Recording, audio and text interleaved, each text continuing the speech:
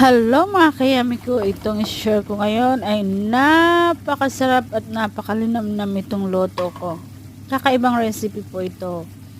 Chicken apritada na may barbecue sauce. Kaya talagang sobrang linamnam niya. Pinaghalong barbecue sauce at apritada sauce. Ayan. Hindi lang isang beses ako ito nagluluto. Sa isang linggo, 2 to 3 times. Kaya talagang masasabi ko, pag itong ulam mo, hindi ka makakapag-diet. Marami kang makakain na kanin. Tapos lalagyan mo pa ng sili. Maanghang.